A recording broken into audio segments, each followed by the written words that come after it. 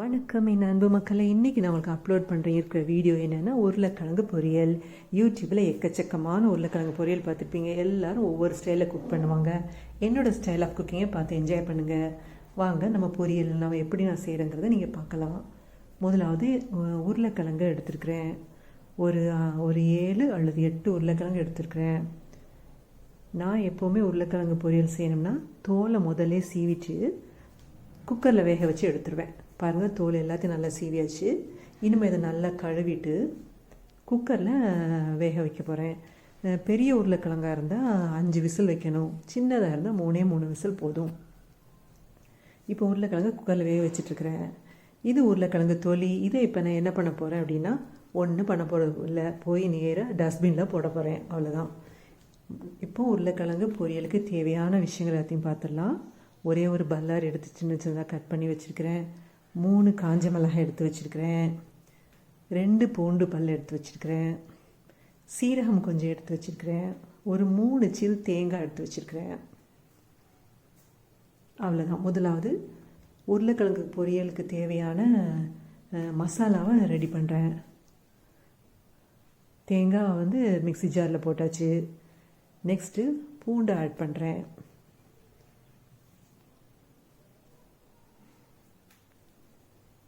சீரகம் கொஞ்சம், அப்புறம் நான் எடுத்து வச்சுருக்க காஞ்ச மிளகாய். இதுக்கு பதிலாக நீங்கள் பச்சை மிளகாவே ஆட் பண்ணிக்கலாம். இதை கொஞ்சம் குறை நான் அரைச்சி எடுத்து வச்சுக்கிறேன். பாருங்கள், ரெண்டு கிரைண்ட் பண்ண குறைன்னு வந்துச்சு. இப்போ உருளைக்கிழங்கு நல்லா வெந்துச்சு. இந்த தண்ணியெல்லாம் தூர ஊற்றிட்டு ஒரு ஸ்மேஷர் வச்சு அதை நல்லா க்ரஷ் பண்ணி எடுத்து வச்சுக்கிறேன்.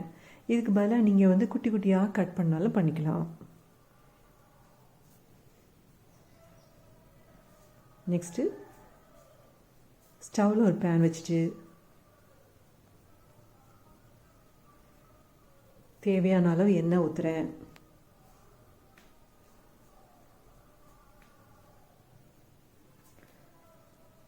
முதலாவது அதில் கடுகு ஆட் பண்ணுறேன்.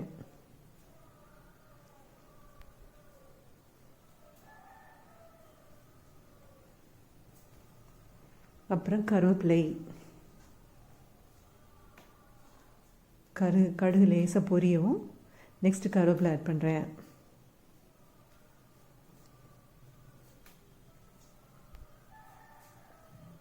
நெக்ஸ்ட்டு நறுக்கி வச்சுருந்த வெங்காயம் எல்லாத்தையும் உள்ள ஆட் பண்ணியாச்சு. லேசாக வதக்கி விட்டுக்கலாம். வெங்காயம் கொஞ்சம் பொரியட்டும்.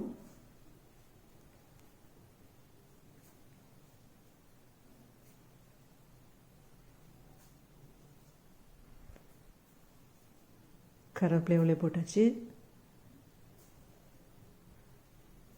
நெக்ஸ்ட்டு நான் மிக்சியில் அரைச்சி வச்சுருக்கேன் பாருங்கள்.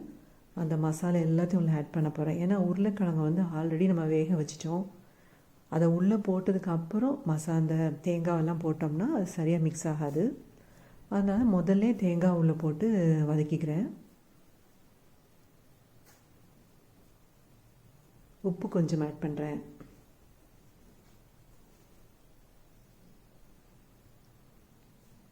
லேசாக வதக்கிட்டு நெக்ஸ்ட் இந்த மசாலா எல்லாத்தையும் உள்ள ஆட் பண்ணுறேன்.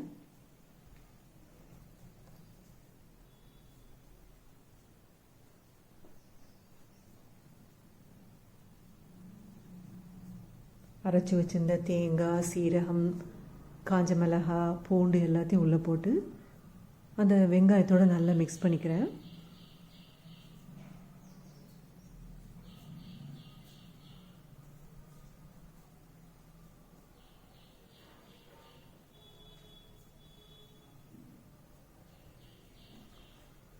தேங்காய் போட்டதுனால கொஞ்சம் நல்லாவே நம்ம கிண்டணும், இல்லைன்னா சீக்கிரத்தில் தேங்காய் கெட்டு போயிடும். நெக்ஸ்ட்டு மஞ்சள் ஆட் பண்ணிக்கலாம்.